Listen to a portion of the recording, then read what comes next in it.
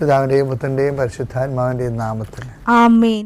ഇവിടെ ഇന്ന് ഡിസംബർ 8 മാതാവിൻ്റെ അമരോത്ഭവ തിരുനാൾ തിങ്കളാഴ്ച.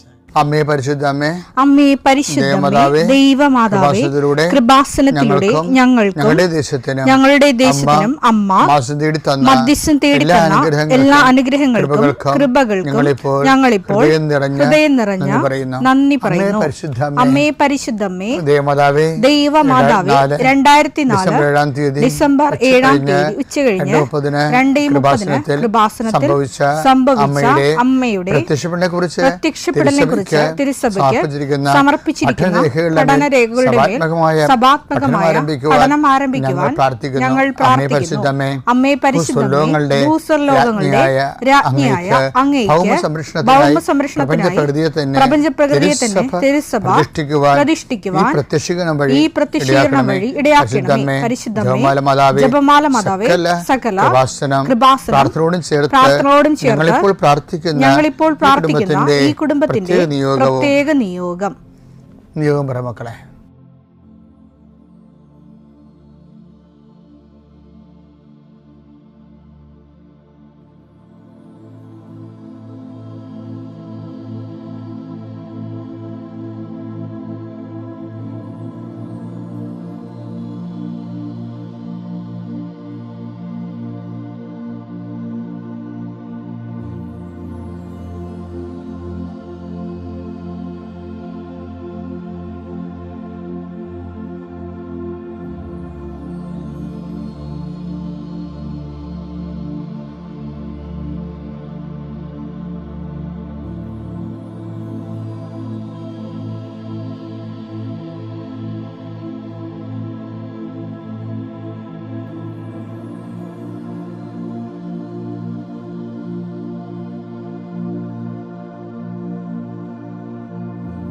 അമ്മയുടെ പ്രത്യക്ഷീകരണത്തിന്റെ ഈ അനുഗ്രഹവേളയിൽ ഞങ്ങൾക്ക് സാധിച്ചു തരുവാൻ കനിയണമേ.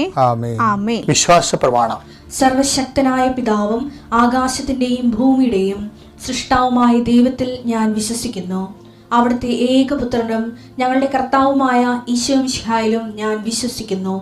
ഈ പുത്രൻ പരിശുദ്ധാത്മാവിനാൽ ഗർഭസ്ഥനായി കന്യകാമറിയത്തിൽ നിന്ന് പിറന്ന് പൊന്തിയോസ് പീലാത്തോസിന്റെ കാലത്ത് പീഡകൾ സഹിച്ച് കുരിശിൽ തറയ്ക്കപ്പെട്ട് മരിച്ച് അടക്കപ്പെട്ട് പാതാളങ്ങളിൽ ഇറങ്ങി മരിച്ചവരുടെ ഇടയിൽ നിന്ന് 3-ാം നാൾ ഉയർത്ത് സ്വർഗത്തിലേക്ക് എഴുന്നള്ളി സർവശക്തിയുള്ള പിതാവായ ദൈവത്തിന്റെ വലതുഭാഗത്തിരിക്കുന്നു. അവിടെ നിന്ന് ജീവിക്കുന്നവരെയും മരിച്ചവരെയും വിധിക്കുവാൻ വരുമെന്നും ഞാൻ വിശ്വസിക്കുന്നു. പരിശുദ്ധാത്മാവിലും ഞാൻ വിശ്വസിക്കുന്നു. വിശുദ്ധ കത്തോലിക്കാ സഭയിലും പുണ്യവാന്മാരുടെ ഐക്യത്തിലും പാപങ്ങളുടെ മോചനത്തിലും ശരീരത്തിന്റെ ഉയർപ്പിലും നിത്യമായ ജീവിതത്തിലും ഞാൻ വിശ്വസിക്കുന്നു. ആമേൻ. സുഖസ്ഥനായ ഞങ്ങളുടെ പിതാവേ, അങ്ങയുടെ നാമം പൂജിതമാകണമേ. അങ്ങയുടെ രാജ്യം വരണമേ. അങ്ങയുടെ തിരുമനസ് സ്വർഗത്തിലെ പോലെ ഭൂമിയിലും ആകണമേ. അന്നു വേണ്ടുന്ന ആഹാരം ഇന്ന് ഞങ്ങൾക്ക് തരണമേ. ഞങ്ങളോട് തെറ്റ് ചെയ്യുന്നവരോട് ഞങ്ങൾ ക്ഷമിക്കുന്നത് പോലെ ഞങ്ങളുടെ തെറ്റുകൾ ഞങ്ങളോടും ക്ഷമിക്കണമേ. ഞങ്ങളെ പ്രലോഭനത്തിൽ ഉൾപ്പെടുത്തരുതേ, തിന്മയിൽ ഞങ്ങൾ രക്ഷിക്കണമേ. ആമേൻ. നന്മ നിറഞ്ഞ മറിയമേ, സ്വസ്തി. കർത്താവ് അങ്ങയുടെ കൂടെ സ്ത്രീകളിൽ അങ്ങ് അനുഗ്രഹിക്കപ്പെട്ടവളാകുന്നു. അങ്ങയുടെ ഉദരത്തിൻ ഫലമായി ഈശോ അനുഗ്രഹിക്കപ്പെട്ടവനാകുന്നു. പരിശുദ്ധ മറിയമേ, തമ്പുരാന്റെ അമ്മേ, പാപികളായ ഞങ്ങൾക്ക് വേണ്ടി ഇപ്പോഴും ഞങ്ങളുടെ മരണസമയത്തും തമ്പുരാനോട് അപേക്ഷിക്കണമേ. ആമേൻ. കർത്താവേ, നിന്റെ ഉന്നതമായ നാമത്തിന് സ്വസ്ഥം ചെയ്യുന്നു. ഇന്ന് അങ്ങയുടെ മക്കള് ഈ ആശീർവാദം വാങ്ങിച്ചുകൊണ്ട് ഇന്ന് ജീവിതത്തിന്റെ വിവിധ മണ്ഡലങ്ങളിലേക്ക് പോവുകയാണ്. കർത്താവേ, അവിടെ ഓഫീസിൽ പോകുന്നവരുണ്ട്, അവിടെ സ്ഥിരമായിട്ട് അവർ അനുഭവിക്കുന്ന പല വിധത്തിലുള്ള പ്രയാസങ്ങളും ഞെരുക്കങ്ങളും രക്തസമ്മർദ്ദം ഉണ്ടാക്കുന്ന പല അനുഭവങ്ങളുണ്ട്. കർത്താവേ, ആ വിഷയങ്ങളെല്ലാം ദൈവത്തിന് ഈ നിമിഷം പരിശുദ്ധയുടെ മാധ്യസേൽപ്പിക്കുന്നു. സ്കൂളിൽ പോകുന്ന അധ്യാപകരെ, പഠിക്കാൻ പോകുന്ന കുഞ്ഞുങ്ങൾ, കോളേജിൽ പോകുന്നവരെ, അവിടെ എല്ലാം അവർക്ക് ചെയ്തു തീർക്കേണ്ട ഉത്തരവാദിത്തങ്ങൾ പരിശുദ്ധ ദേവമാതാവിനെ ഞാൻ ആ വിഷയം സമർപ്പിച്ച് പ്രാർത്ഥിക്കുന്നു. ഇന്ന് ബാങ്കിൽ പോകുന്നവരെ, അതുപോലെ തന്നെ ഓരോരോ ആവശ്യങ്ങൾക്കായി ദൈവദുരസന്നിധിയിലെ ഇതുവരെ വെച്ചിരിക്കുന്ന മുഴുവൻ പ്രാർത്ഥനകൾ, ഇന്നുവരെ ചില കാര്യങ്ങൾ നീക്കുപോക്കില്ലാത്ത വിഷയങ്ങൾക്കെല്ലാം ഈ കർത്താവിൻ്റെ ആശീർവാദത്താൽ ഈശോ മിശിഹായുടെ ഉന്നതമായ നാമത്തിൽ പ്രാർത്ഥനയുടെ ശക്തിയാൽ നിങ്ങൾക്ക് നീക്കിപ്പോക്കുണ്ടാകണേ പ്രാർത്ഥിക്കുന്നു. തടസ്സപ്പെട്ട് കിടക്കുന്ന കാര്യങ്ങൾ ചെയ്യാൻ പറ്റാതെ ചെയ്യണമെന്ന് ആഗ്രഹിച്ചിട്ട് മാറ്റി വെച്ചിട്ട് ചെയ്യാതെ നീണ്ടു പോകുന്ന കാര്യങ്ങളുടെ മേലെ കർത്താവിൻ്റെ കരുണ വിശുദ്ധമായ രക്തം തളിക്കപ്പെട്ട് പ്രാർത്ഥിക്കുന്നു. Lord, infuse your spirit of power and grace. Thank you, Jesus. ഇന്ന് ഡിസംബർ 8 മാതാവിൻ്റെ അമലോത്ഭവ ദിവസമാണ്. മറിയത്തെ അമലോത്ഭവം എന്ന് വിളിക്കുമ്പോൾ 1000 ആശയങ്ങളോട് കൂടിയാണ്. അതിൻ്റെ ഒരു മാംസധാരണമാണ് അമലോത്ഭവം എന്ന് പറയുന്ന ഒരു മൗലിക ആശയം എന്ന് പറയുന്നത്. എന്നുവെച്ചാൽ കാര്യം വെച്ചാൽ ഈ ക്രിസ്തുവാകുന്ന വചനത്തെ കൺസീവ് ചെയ്യുമ്പോൾ തന്നെ മറിയാം അത് കൺസീവ് ചെയ്യാനുള്ള ഒരു കപ്പാസിറ്റി ഉള്ള ആളാണ്. അതാണ് കഴിവെന്ന് നമ്മൾ പറഞ്ഞത്. ഓരോരുത്തരുടെയും കഴിവനുസരിച്ചെന്ന് പറഞ്ഞല്ലേ. മറിയത്തിൻ്റെ അമലോത്ഭവം മറിയത്തിൻ്റെ കഴിവനുസരിച്ച് ദൈവം കൊടുത്തിരിക്കണത്. അല്ലാതെ മറിയത്തോട് ഡിവൈഡ് ചെയ്തിട്ട് ദൈവം പ്രത്യേക ഒരു ദാനം കൊടുത്തതിനേക്കാൾ ഉപരി ആ ദാനം ഗ്രേസ് ഇഷ്ടപ്പോൾ നേച്ചർ എന്ന് നമ്മൾ പറയുമ്പോൾ ആ നേച്ചർ മറിയത്തിനുണ്ട്. അതാണ് അതിനെ കഴിവെന്ന് പറയുന്നത്.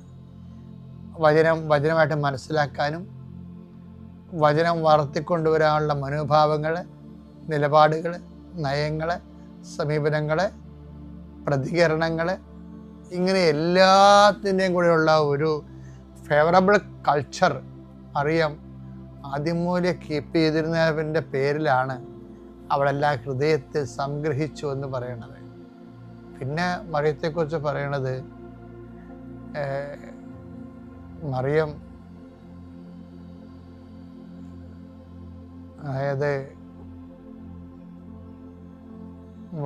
അതായത് യാക്കോബിൻ്റെ ഗോത്രത്തിൽ അവൻ എന്നേക്കും വലിയവനായിരിക്കും. അവൻ്റെ രാജ്യത്തിന് അവസാനം ഉണ്ടാകുകയില്ല. അത് മറിയത്തോടാണ് പറഞ്ഞിരിക്കുന്നത്. വേറെ ആരോടും പറഞ്ഞാൽ അത് മനസ്സിലാകത്തില്ല.